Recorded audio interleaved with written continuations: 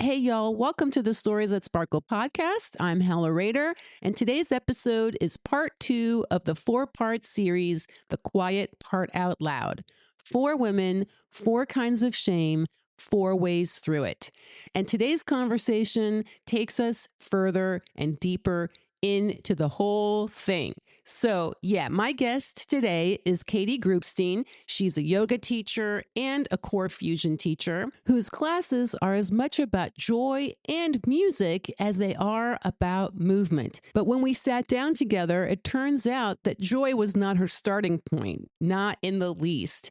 It came as the result of a lot of hard work over 2 decades to release a shame that she had been carrying quietly for a very long time. So, in Katy's story, shame isn't a footnote. It's the thing she had to release piece by piece to get back to herself.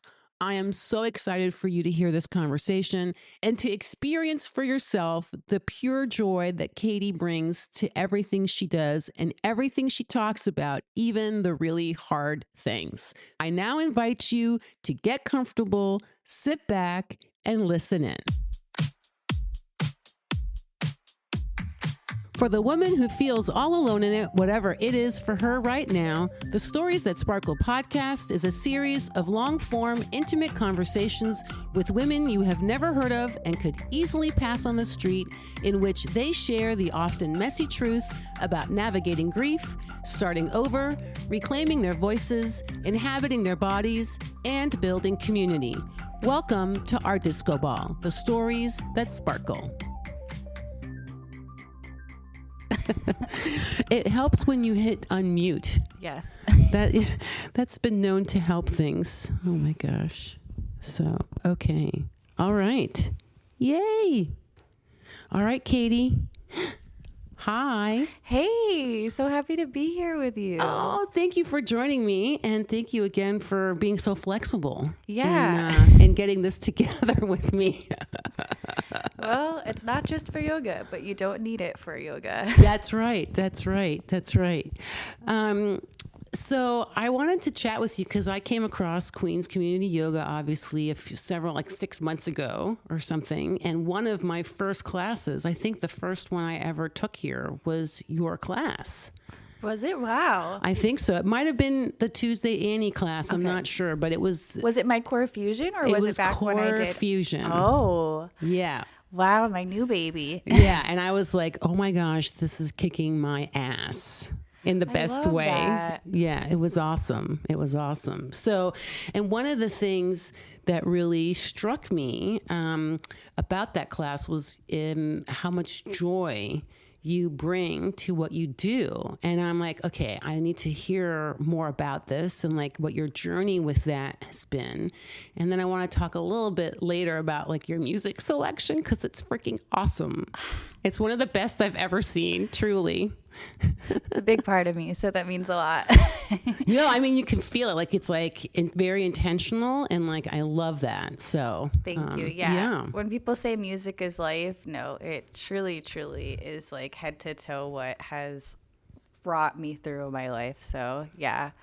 It's funny. I'm glad to hear. I mean, I mentioned core fusion being my baby, my new baby. I always say I am yoga certified. So I come from a yoga first place, and core fusion just kind of happened for me. It wasn't necessarily something that I was like, oh yeah, I'm going to go teach this. I've taken some core fusion classes. I mean, even the name of it is, it's made up pretty much. It can be whatever you as the teacher put into it for the class, unless there is a specific prescripted ask of a studio or of wherever you're teaching it, right? So for me, I'm like, well, I'm mostly yoga. When I first started it, I was subbing for different Pilates teachers over the past few years and was doing more yoga. And then I started to learn a little bit more, but I always also famously say, I hate fitness. So I teach it as a class that, the great way to sell it. I hate fitness, but I'm teaching a fitness-based class. But I teach it like that, and I say that because I try to build the class in a way that it makes it accessible and it makes it fun. Even if you know you're going to have a challenge, it might not be so bad. Right. No, that's one of the things I loved about it. I was like, okay, this is really kicking my ass in the best way, and it's so much fun. So yeah, that's why I was like, this woman has so much joy. It's incredible. It's so inspiring. And it was really like, because it's like what, 9:30 on a Monday morning. So I was like, okay, I'm motivated. I want to go see her for Monday morning. So no, it's true. It's fun too, and it's infectious to be able to share that energy, because I am also Garfield. I hate Mondays. There's many mornings, especially when it's cold. I love the warmer weather, and I'm like, oh wow, I could hope that nobody signs up this morning, and I want us to do well here at the studio, but I'm also, I could also stay cozy in the bed with my loves and stuff. But every time I go, I'm like, nope, I'm so happy I left the house. I'm so happy I was here. I got to share this. And even if it's the same students, we do pretty much the same thing, mix it up every once in a while. But even being that repetition, it's a different experience every time for myself. And I feel like a lot of the time the students too. So it's really fun to have that fluidity and ability to be creative and just make it my own, like that, where there isn't rules. For me, yoga, it's like my thing that I've really brought this all to be possible. And I take a different approach. I've recently started playing around with music. I'll still be as intentional, but not just your traditional yoga meditational music now when I'm teaching some of my yoga classes, depending on what they are. But trying to keep the journey intentional and what people are coming for, but still being able to have an experience and not necessarily take themselves so seriously, which is a lesson and that difference for me of my core fusion and my yoga. And I've noticed in myself that from teaching core fusion and being able to not take myself so seriously, I can enjoy and kind of take that into my yoga and see the growth in both my practice and practice teaching. Wow. So like it was like in the doing of something new and experimenting and having a place where there were a little bit less constraints, maybe in terms of like, this is how it should be. Yeah. Or pressure of like this. And I don't, you don't want to disrespect the lineage and all of these things of, yeah, exactly that. Right. So it's like it gave you this freedom to like have some quote unquote more fun with it, which you're now able to take back into the other practice, the more, whatever traditional you want to call it, right? Like whatever else yoga, I'm teaching, yeah, pure yoga practice, right? Oh wow, that's cool. Yeah. So now I have my funky yin playlist and my funky vinyasa playlist, and so at least it's getting around and kind of seeing that in myself and noticing those changes too. It's been really great. I've been loving the journey that the core fusion has taken me on as a teacher and as well as just a practitioner. So right. But it's taken a lot of time to find that joy of, like I said, like feeling the pressure to be a certain way and whatnot throughout a lot of my life, through my practice too. Getting used to my body, the power of yoga, being able to really like connect with yourself. They say that, and sometimes, it sounds a little bit woo woo of, this or that's not Western medicine. You should go to a doctor. And sure, of course, I'm not demeaning any of that, but there's just something so special to just being able to really connect and notice the nuances that are there and be able to have that respect. And it takes time. I'll say my favorite thing I've been saying before classes recently is it's from a card, but I'm like, it rings so true, is the most important things you can say are the things that you're saying to yourself, and just continuing to write that self back to me. Yeah. Wow. So what was so I want to unpack that a little bit. Like write yourself back to yourself. Is that what you're saying? Mm-hmm. Wow. Like say it out loud or something, like express it, get it out of you. Mm-hmm. And try not to let the things you're saying be the negative things. So, right. Like rewrite what you're saying about yourself to yourself. Yeah. If you start to say, oh, that's not whatever, insert about your body, which is something I've been going through a little bit recently. And, it's easy to say like fat or whatever it is, because those are if you think of like a little kid reaching on a table, those are the things at like arm's reach to go for. But there is so much more depth and parts to you. As a quick getting to where I'm starting to see the change now, I was looking back at some videos from a year or so ago where I'm like, wow, that was where I wanted my body to be getting to and feeling at my peak.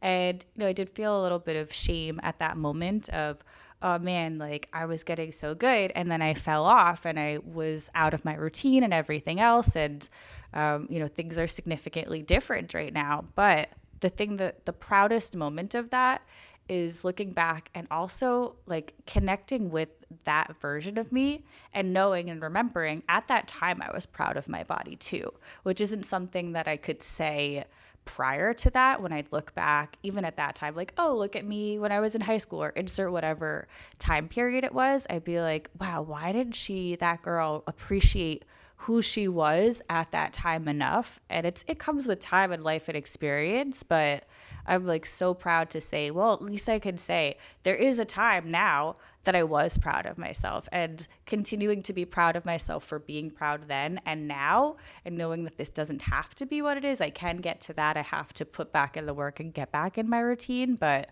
it's through that repetition. And for me, that repetition is by going to yoga, having a practice and reconnecting with this community. It's like a rest and reset, at least every Monday when I teach the core fusion of, you hate Mondays, blah, blah, blah. You hate fitness, but you know what? You're going and you're enjoying it. And you're like, wow, this isn't so bad. And even me, because that's what I'm going there to teach it for others. Right. And I'm living it. And I'm like, wow, great. Wow.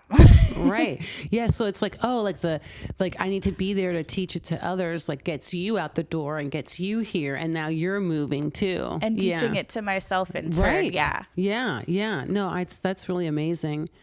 Yeah. Because I mean, I heard in there, like, oh, wait, like I was, I have come, like, even like me last year had come a long way to be able in that moment to like own where she was then. And so maybe I can have some more compassion today looking back or being in the present time, being more compassionate to myself and not being so hard on me, like giving myself some different words. Yeah, no, exactly that. And so I've been thinking back to, well, what has gotten me to that point? And I mean, there's a lot to say of like the world, the universe, and what's on TV and everything that's like, you got to look this way and you got to be that way anyway. For me, hard left turn. But I love hard left turns. Let's do it. I was actually a little bit inspired. I was listening to one of your earlier episodes, and I think I told you I listened to some of them in order, and then because of the way Spotify played it for me, it came out of order. For a second I was mad, and then when I started to go back in order, I was like, well, haha, this is the timing that I needed to hear some of these anyway. And I'm like, it always happens that way, doesn't it? And so I believe it was Mandy's, where on a similar token of where her hard left turn is where this one is going. So okay. When I was 17, I was graduating high school, found out late that I was pregnant, and I was living in Oregon. I'd grown up here in New York, living with my dad under different rules, which was all a little bit, in hindsight to me, over exaggerated. I didn't care about school, but I wasn't doing anything bad or being a bad person. I had a crazy curfew. I never really had that. I had a lot of freedom here back in New York, living with my mom. So I also felt a lot of shame already being there. And then I had my first first real boyfriend there.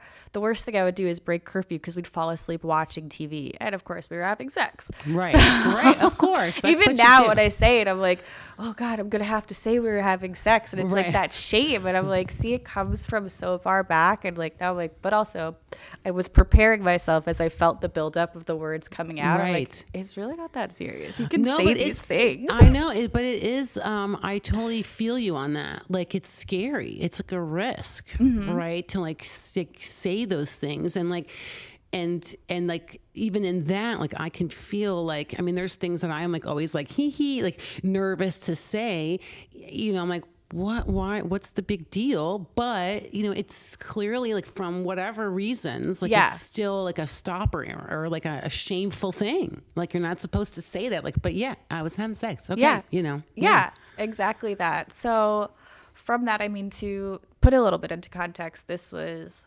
20 years now, because I'm coming up on my 20th reunion very soon. So I should know that math, but we're not mathing, we're talking. So I mean, so now I'll be 37 in November. So yeah, wow, my goodness.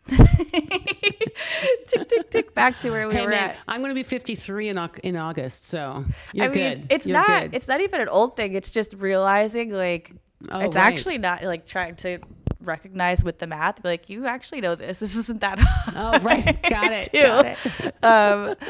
But I will say, so back then I was just having sex and then breaking curfew. I mean, it wasn't out of intentionally, we weren't doing anything crazy.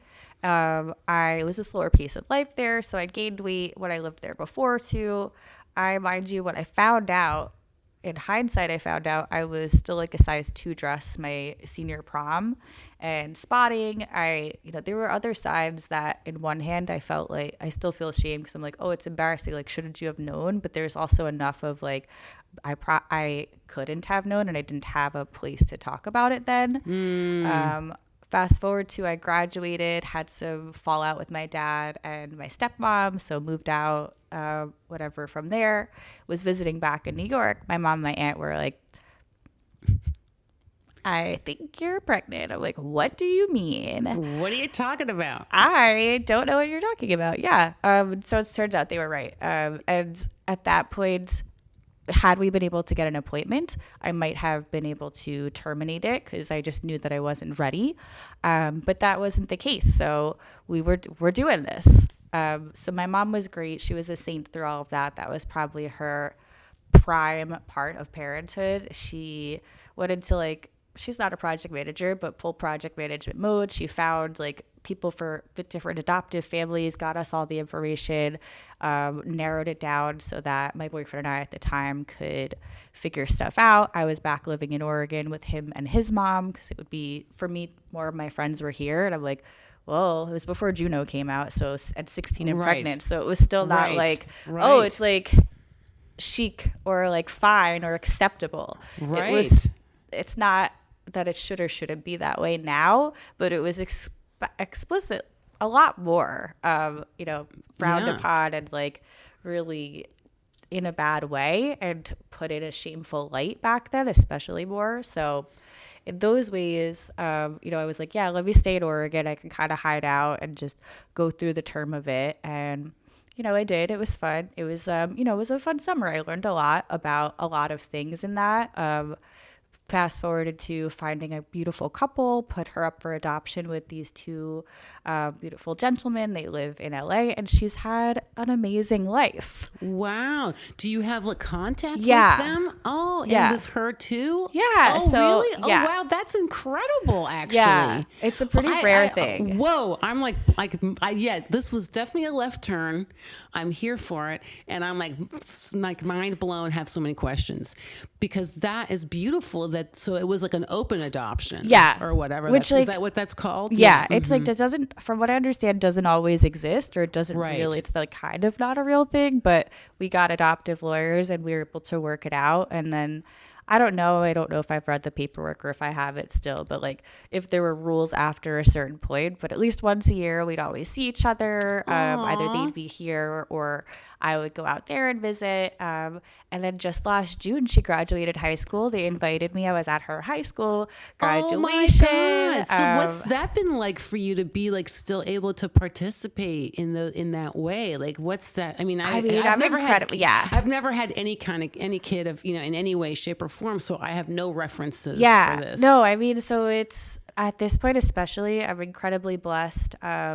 I'm getting to the point where I probably, through discussions with my current partner, probably not going to have kids. And one of my friends joked, she's like, you've made the best rebrand, quote unquote, of this, where I'm like, well, I'm not necessarily going to miss out. There are things as a mother who would be taking the child to term and raising it that I could be missing out on, but I'm not saying that I'm fully, as one says, missing anything, because I've also done it and there's a lot to that. And I didn't raise her myself, but I was involved, and I get to see some of the things that people want from a child of like, I want to see my seed and all this, and the maternal, natural, like biological stuff of it.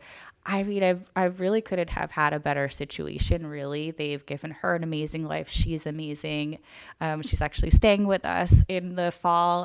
She's going to be here to see, I think, Harry Styles. And she said, can I come stay with you? I was like, I mean, yeah, if you want, sure. That'd be fun. Oh my God, this is amazing. Yeah. What a beautiful, like, I mean, I would imagine it wasn't always easy, though. Right. Like, yeah. Especially early on. I mean, or maybe in the middle. Who knows? I mean, I don't know. I mean, a lot of it, right? At this point, I can say it so casually where I'm like, here we go, hard left turn. And I'm like, I know the shock value, and it's almost like, I don't mean it to be performative, but it's almost like, oh yeah, this is my party trick. Guess what? I've had a kid. And people are like, what do you mean? Like who are you? Like, first of all, you look young. Second of all, like, you're 37? Yeah. I mean, I don't look like I'm like 15, but all the things. So I'm aware of what that is because I've had this conversation a number of times at this point. And for me now, it's, we've established 20 years past now. Right. Well, she's not 20, but it's still 20 years past going through a lot of that. And so I've had enough time to process it. It's removed where that's not my identity. It's just people know me as who I am. And then I'm like, oh yeah. And then I went to my daughter's graduation. They're like, your daughter? What? Like what? Like, can you like give me a neck massage? Because I just broke my neck listening to that noise. Good thing I'm a yoga teacher. Got you. I can help you with that. I can help you release that neck tension you just that I just caused you. Whoops. Yeah. So.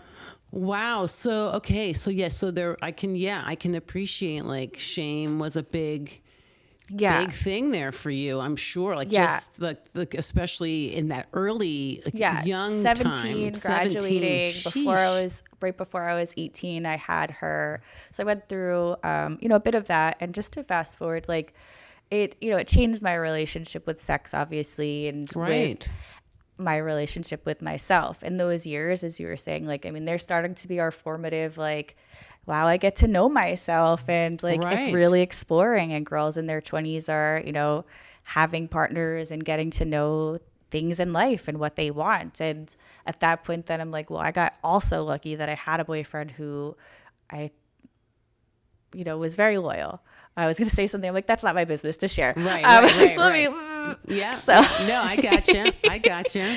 So I'm like, he was great. He stayed with me. It was amazing. And then when it didn't work out, And we both, reconciled with that and have, our own lives. He's got a beautiful family and a new daughter now too. So that's amazing for him. But I mean, we stayed in touch, but it didn't work out. So I was able to move on from that. But I was like, whoa, I'm not going to, if this ever happens again, I'm not going to get that lucky. Like most things are, a lot worse, like domestic, anything that could happen to a woman. And is the guy going to stick around, or is it something, any of those things that can carry other levels of like shame and trauma that I'm like, I don't need to set myself up for that. So I had, certain rules of like, I'm not going to have sex unless I'm in a relationship, which took like dating to like, that doesn't barely exist. Or I'm like, I got to lock down and be like a monogamous person. And, in your 20s, it worked out fine for me, but it wasn't, not every guy is like, they're like, oh, like, it created like different experiences for me where I don't,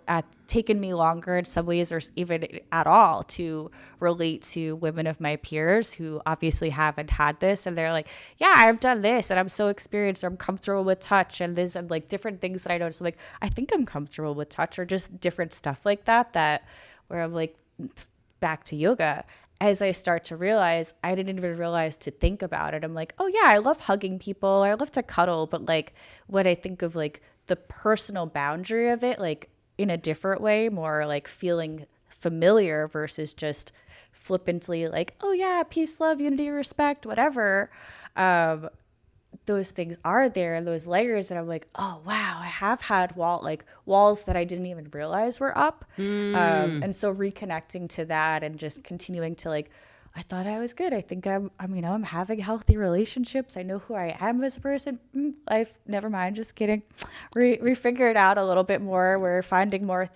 We've got to do some more renovations, knock down more walls, get some more stuff cleared out in there. Yeah. No, I relate to the, like, I mean, talk about this frequently, like about, I just cut my body off from the neck down, basically, or shut myself down. And so for a long time, most of my life, I mean, for me, the history there was sexual assault, but I can appreciate, and the shame of that. So yeah, like shame and trauma of whatever kind, even if it quote unquote ends well, or in the best possible way, Right.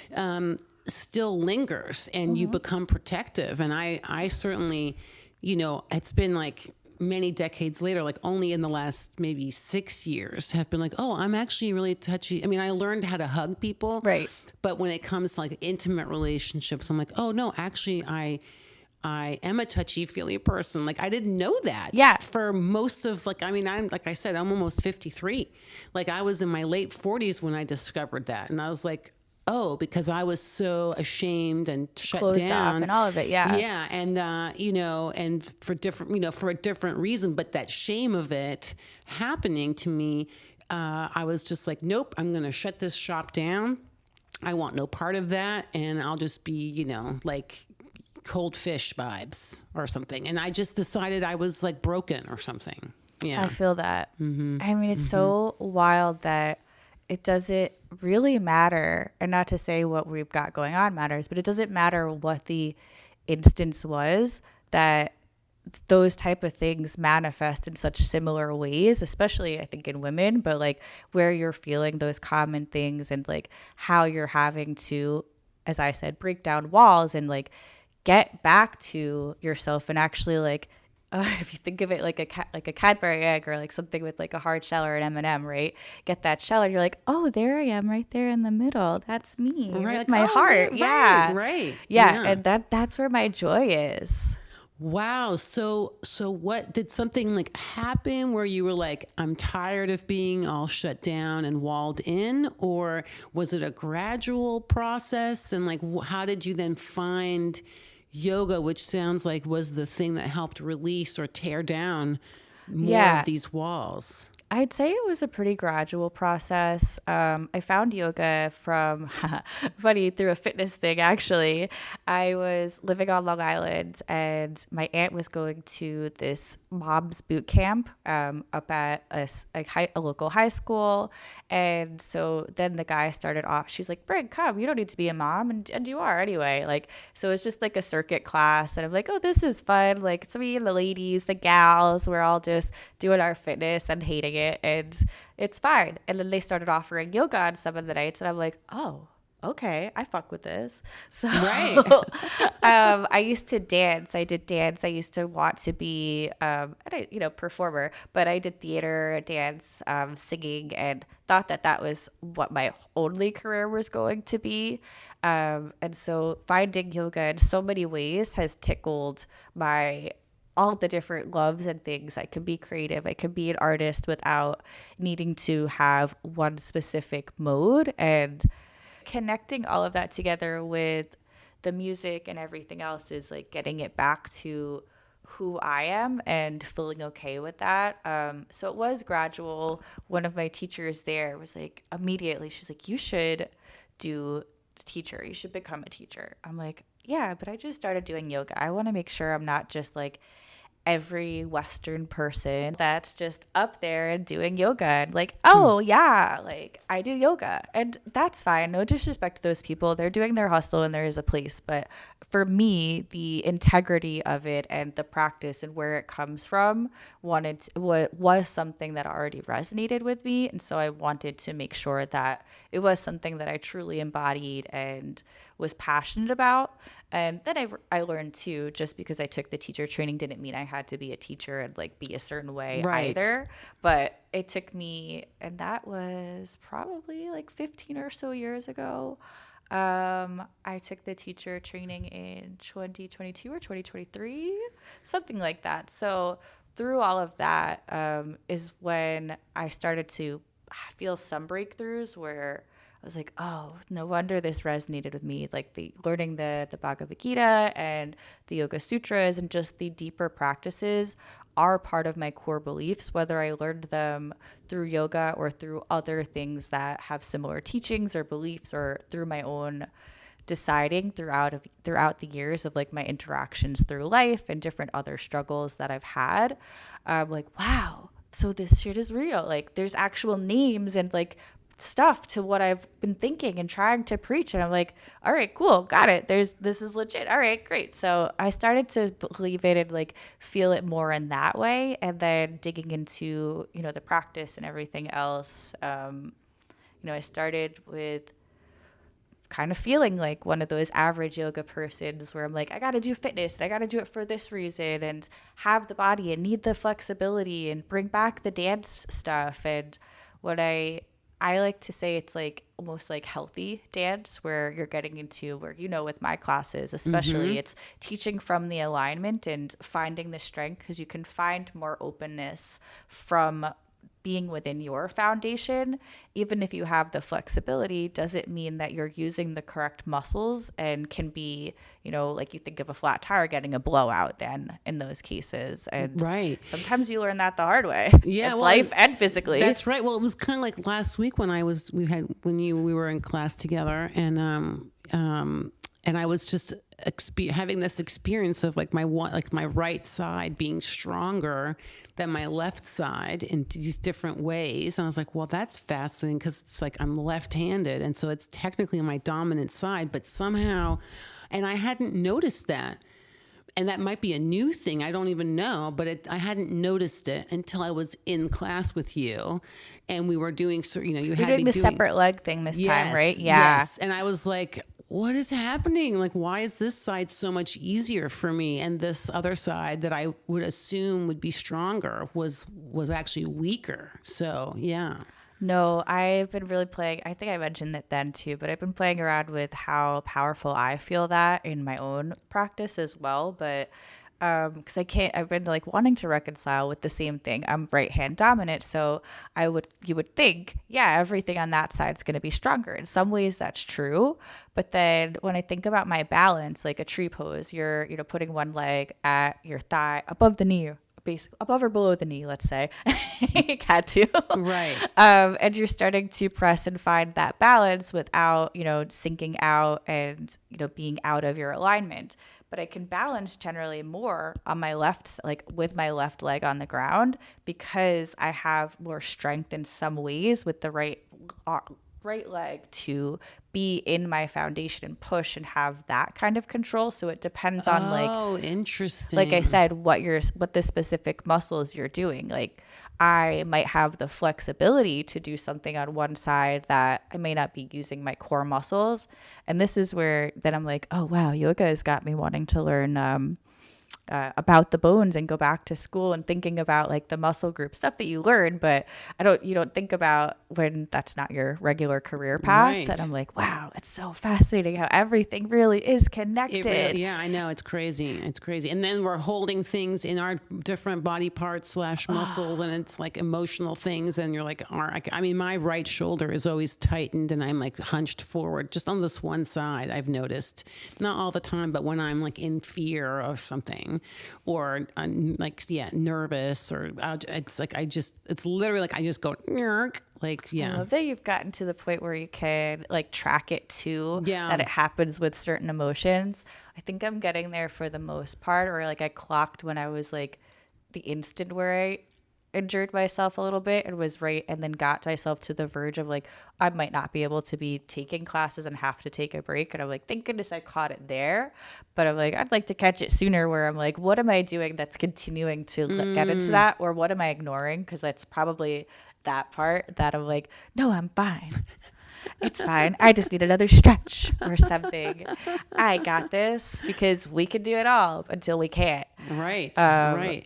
So your yoga journey has spanned about 15 years, and then the teacher training is a more like in the last 6 years thing. Yeah. Getting prepared and getting myself to be ready to do it. And how did that start to unwind or unpack or let go or release, or transform maybe the shame into this joy place that I just see you as inhabiting it. I mean, I'm sure you have tough days, but I'm just saying, like, you just like exude it. So I mean, I think it really is like starting to realize that it's all the pieces that I wanted starting to come together. It's it's really the trusting the process too of like I've always said, and over the years began to believe more. Like you always hear like you can know where you want to go from point A to point B, but the road that you're going to take and what's going to happen on that road isn't for you to decide. If you still are meant to make it to that same part B, if that's your intention and that's really the goal and where you want to be, then you're going to get there because you have that determination and you're putting in the work there. But if as you're on the road, you're like, actually, B is not right for me, then you're going to pivot and learn more about yourself because of the journey. And that's annoying because you want to know like what's happening and like have some sort of a structure and not just like be that flexible all the time. You want to like feel like you have control, or at least I know I do sometimes. I'm not actually a type A person. I work as a professional type A person in project management, but I'm like a reformed type B. I've always been very type B, and so this is where like finding the joy. But I worked through the type A and like transitioning and not trying to fight the type A-ness and finding where the balance of that can meet. And through that, it's like with yoga of like knowing when I need to practice, knowing when I'm ignoring stuff and listening to that and really not trying to like fight myself. It's not like the A versus the B. It's Katie. Ooh, I love it. Well, it reminds me of how you were talking about, looking back a year and going, well, I was really proud of myself a year ago, and I can be nicer to myself today about, things have shifted, but it's part of that. I'm on this road and I'm still heading in the right direction or the direction I want to be going in. And this is just a sort of bump in the road type of thing. Yeah. And I mean, I think we nailed it from like the first 5 minutes of this though, it might've been Core Fusion that saved it, that like really made the connection for me, which was something, Annie, if the owner of the studio, who gave me the most opportunity to teach the Core Fusion. I didn't want to teach it. I was like, I want to be teaching and I didn't want to lose having a class. But it's not really that I didn't want to teach it, but I'm like, but I want to be teaching yoga. I just want to be teaching and yoga. But I really had this because it was now my class and not just subbing.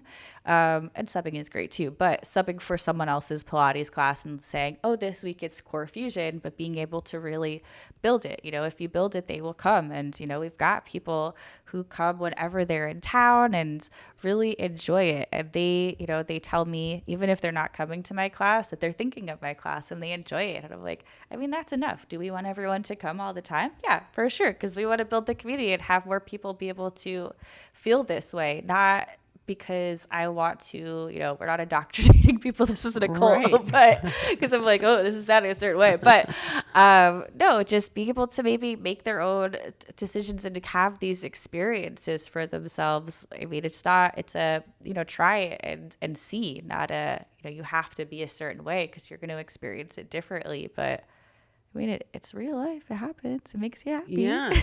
Yeah. No, so that's really fascinating. So, it's kind of like we had talked a little bit about this in the beginning, like that wasn't your plan to do Core Fusion. Right.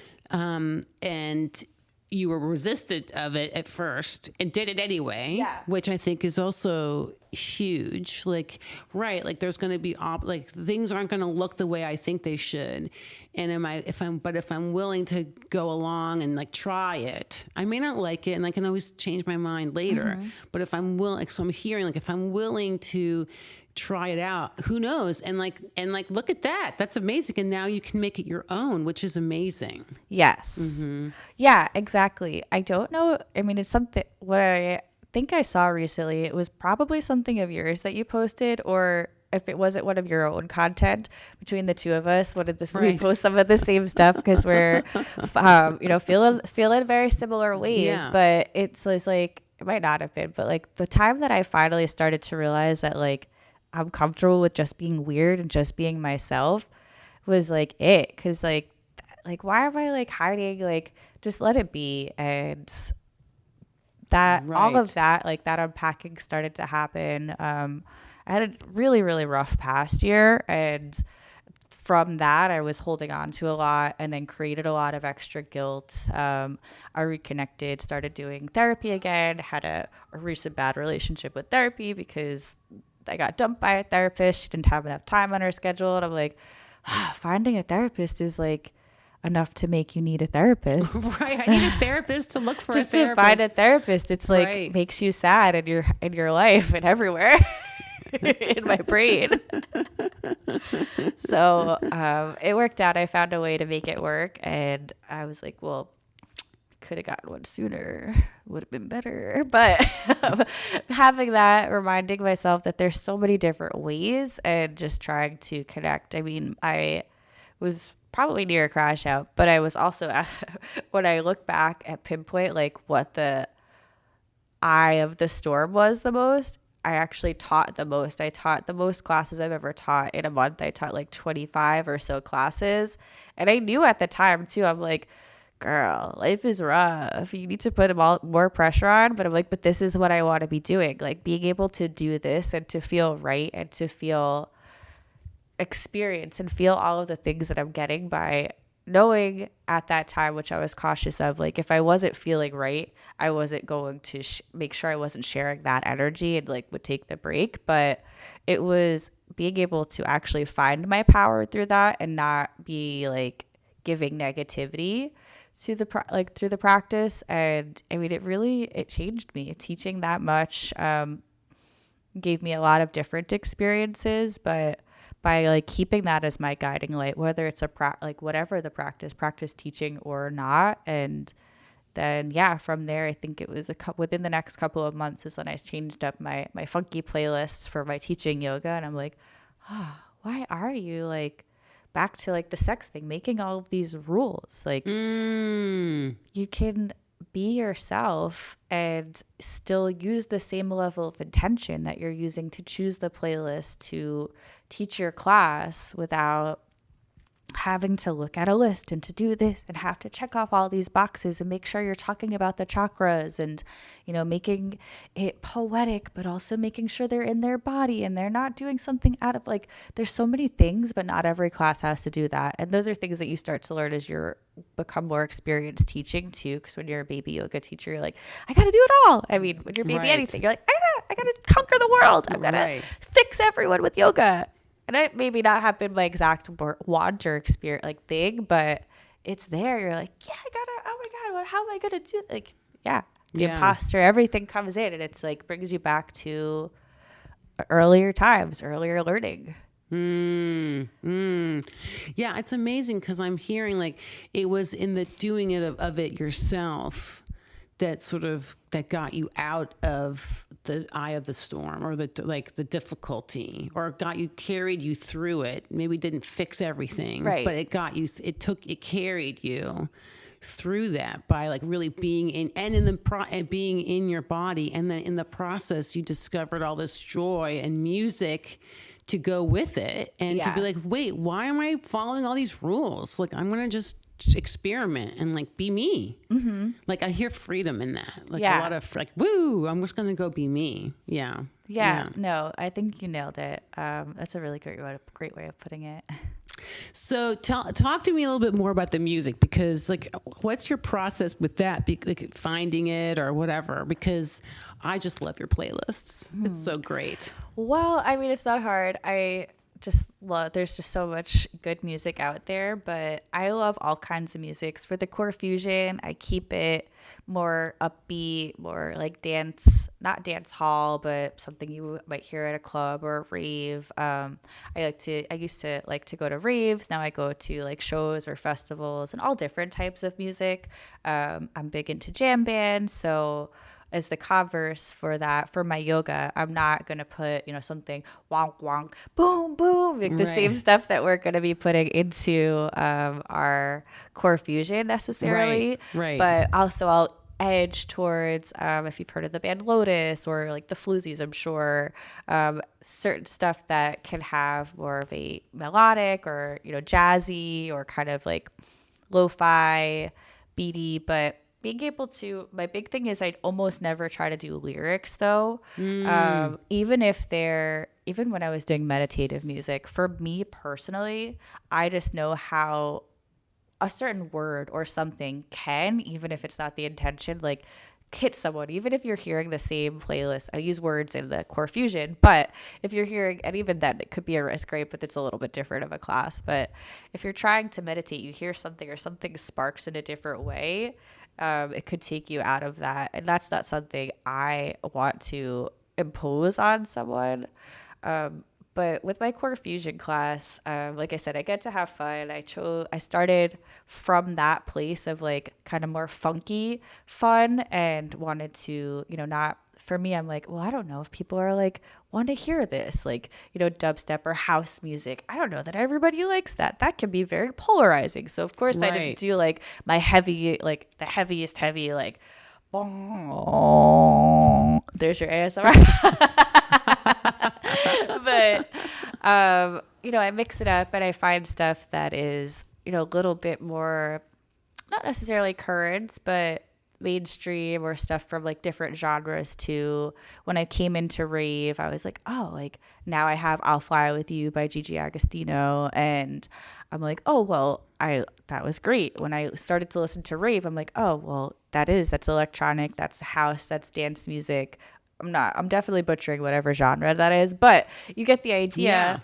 For me, I'm like, oh yeah, it makes sense why I liked that, because I grew up listening to that, and like KTU, being from Long Island and New York, right? So I see all the different threads there, and so I try to, at least with that class, find stuff that people might have heard and then blend it in. The most recent one I've went really on the nose. We used the Ring, so I have a Ring of Fire remix, and when we're shaking it, I'm working on getting us, without having to change the way I do the sequence, to time it and get to doing the Ring when we're Ring of Firing and shaking when the song is shaking it. But so some of it's a little bit on the nose and cheeky, but to those things, it's like, it makes you remember it. You're like, oh yeah. Where I've had students with from the earlier playlist, stuff that was a little bit more not top 40 but popular, that students have said, oh yeah, I heard that song at work and I thought of you. I didn't know that it was like a big song. I'm like, yeah. Yeah, it is. But I love that. Like there's like, so it's like it's a passion for you, but then you're also creating like this like pin for people that like they're having an experience here. And it's fun for you because you're like, I mapped this whole playlist out and like I have a whole vision for it, but then they're like leave and go to work and hear it and think of like their time in class. Fun time in class. Yeah, I think that's amazing. That's wonderful. I don't know if I shared, so I used the core. Now what I use for the current core fusion playlist was what I put for my first ever workshop that I did. So I had a core and restore, half core fusion, half restorative. And that's a whole other, my love for restore has grown through a similar experience of started to teach it. I was like, oh, I guess I really love this too. So it became two of the classes that I felt the least comfortable with that I love to teach the most, and were part of my first workshop. Right. So it's like, oh, that's right. You did. That's right. So wow. That's cool. Like, so like leaning into the thing you're uncomfortable doing, or it's like not familiar, but as you're doing it, you're like, actually kind of love this thing. Yeah. Like, wouldn't have known if I had been all like, nope, can't do contempt it. Prior to investigation kind of thing. Like I'm just, closed off. Yeah. So I'm hearing again, like this openness that you've developed over the last 20, 15 years. Yeah. Since this like major shame event happening and carrying that. And continuing to, like feel stuck in like different life changes, like trying to refine my way back up to the surface from like my late teens through, my 20s to like mid 30s. Because it's stuff that's familiar. Like I said, the love of dance, the connections of yoga to all these different things, like putting together playlists when, we had LimeWire and all the streaming, and, or recording it off the radio with whatever I used at that point. So it takes me back to like, oh, now I can bring it. It's like the Avengers, all the different stones, the pieces that made me and that I used to love, and like finding that like I used to be so carefree and I used to be more spontaneous, but I've been like, no, we can't do that. We can't. We're gonna be reckless. Things are gonna happen that are bad, and you can't afford any more bad. You need to find. And so I will say, to give credit to life too, I've found and done a really great job at finding stability. And so being at a point where I'm also stable in a lot of other ways is, I'm like, well, thank goodness. Now I feel like I could like come closer to the edge again, because I'm like, oh, no, the edge is there. I'll be like next to the edge, but not near the edge. So Right. No, I relate to that as well. Like I'm shutting this all down because I'm not only am I not safe, but people are not safe around me because I might cause havoc in some way if I'm actually just myself. And really like popping the lid off of that, but with containment, like with stability. Yeah. Like so that it's not destructive to me or anyone else, but it's allowing me actually to be free to be myself. Right, exactly. And not be where people say like too much, because it's not, I hate using that term too, but it's hard to be like a personality, someone who is this much joy. But then even here, I'll come into a class and I'm like, well, I see my friends, my students, I'm a student and I'm a teacher here, but I'm like, nope, go into the back, I'm zipping it, and it's the teacher's class, which as you should do anyway. But for me sometimes I'm like, it's harder because I'm like, I just want to be like, hey guys, and like the life of the party, because that's who not that I am the life, but you know what I mean? Be energy and maintaining it, but it's finding that comfortability to be that with awareness and not be like, you have to be small because otherwise you're going to like piss someone off. Right. Like no more shame about who I am. And I love that, like with awareness and attunement to like what, not being oblivious to like what's happening around me. But within all of that, just being who I am. And I love that. And I love that the experimenting with the music in the context of movement and body and yoga and the core fusion like gave you an inroad to then take that out of the studio. I love that. And it's funny, haha, kind of, but that's like the things that you already know. If you go back to like trust your gut, like know what's in your wheelhouse. Like I've been knowing that music is like my passion. I used to be like, okay, I just need to go like belt a Whitney Houston song in my car real quick and like almost like not actually scream, but like get the emotions out. The same thing as like someone screaming at a pillow, or I've recently said I had a freak out and I was like, oh, you know what? I got to a point where I was just allowing myself to freak out because like now I just need to like let the rage out, and I'm actually not mad at anything, but I'm like, oh, well, go off, girl.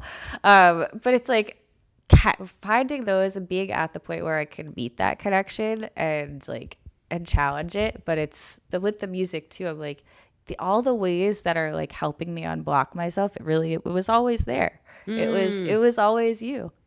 Right. Oh, I love that. It was always there. Yeah. Just had to find an access to it. Yeah, just find me. Aww. Oh, I love that. All right. Well, I could do this all day long. Thank you. Yeah. But we're gonna wrap up with. So, what would be the one thing you would say to either your younger self or someone who might be listening who's like not in a joy place? Maybe they're still feeling tons of shame or stuck in shame, and maybe they don't even know it's shame, but they're just very shut down and scared of living as themselves. What would you say? What's like one thing you would say to them, like that you've learned? I mean, it can be hard, but try to trust yourself. Go back to the last place. Well, I say this in class, so I'll tie it to a cue I give in class. Breathing is always the most important thing. Your breath is a muscle, and your breath is with you through everything. It is your life force. So what I say in class is, if you feel yourself struggling, go back to the last place you found your breath.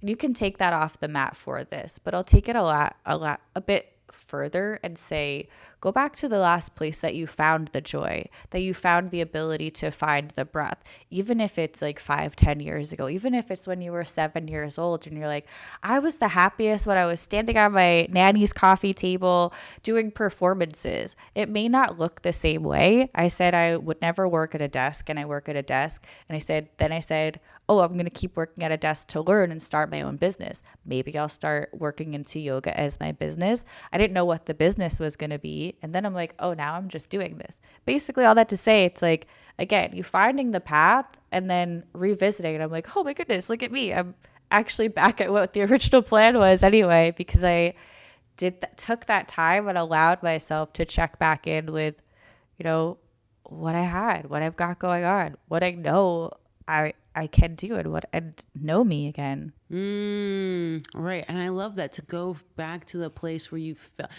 had a felt sensation of the joy, and basically bring it back to today somehow, or go, it's possible. Yeah. And so you can start with the breath, because sometimes we can't, it's too painful, or you may not even be able to find that with all the walls that we put up. Right. But just start to connect with your breath. If you can catch your breath, then you can start, okay, the last time I caught my breath, and then maybe start cataloging that to joy and other things, and just try to trust yourself. We're all in this, and there's too many negative things going on to be your biggest bully.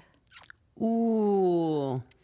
Yeah, I had a guest a few episodes ago said, that's a bad manager. She works with writers, among other things. And she was saying, you got to fire that manager. That's a bad manager, the one who's yelling, and yourself. Because she's you're the creative and the manager. Yeah. And if you're being hard on yourself as the creative, that's a bad manager. Fire that manager. And I was like, I love this. So yeah, don't be your bully. Yeah. Oh, that's the perfect place to end. I love it. Well, I love it. Thank you so much. You're so welcome. So just a couple of plugs for you. Okay. So you're teaching classes at Queens Community Yoga. Anywhere else? Yeah, I also teach at Suryaside Yoga. So Queens Community Yoga is in Maspeth, New York, right across from Rose's Pizza and down the street from Joey's. Check us out. And Suryaside Yoga is on Skillman in Sunnyside or Woodside. So those are my two big places. Shout out to both. Got my training from Suryaside and get a lot here. And then I'm on Instagram, YURE_yoga.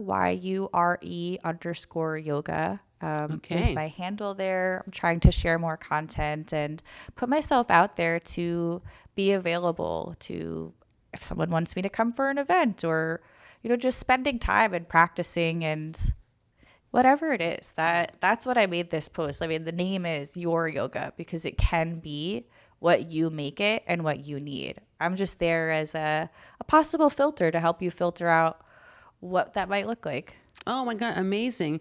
And you've also, you mentioned briefly, you had done your first workshop, yes. a longer format workshop situation here at Queens Community Yoga. Are you going to do you plan on doing more of those? Yeah, I think we'll do another core and restore for sure. We've had a couple of jokes on the books of what else, maybe a circus version with some hoops or something. Oh my God, I love it. Yeah, we have a fun time.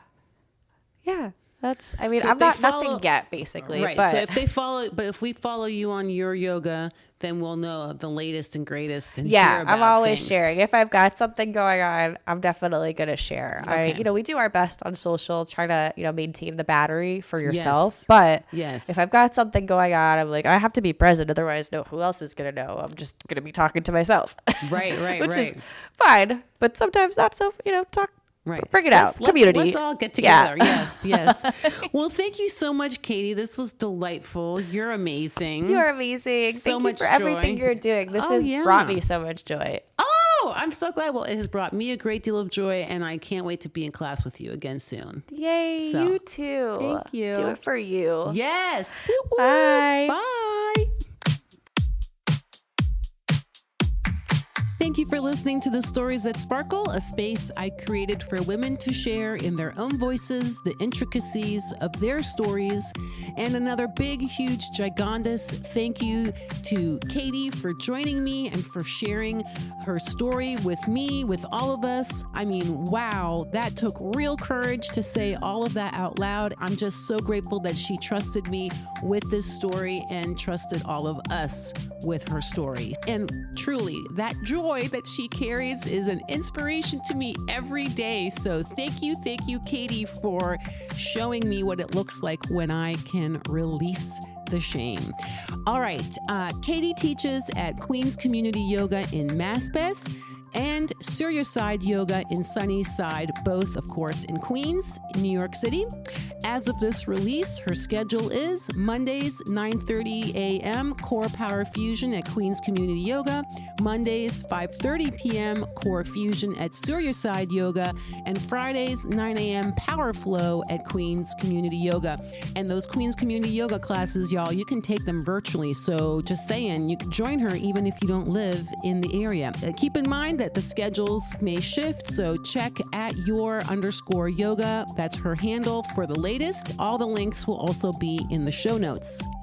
Okay, so having said all that, please consider inviting 2 friends, just 2, to download, subscribe, follow along, and maybe subscribe to my Substack, all the things. And if you have a story you want to share on an episode of the podcast, I'm open for submissions. hellarator.com/submissions. Link is also in the show notes, because together we bring light into dark places.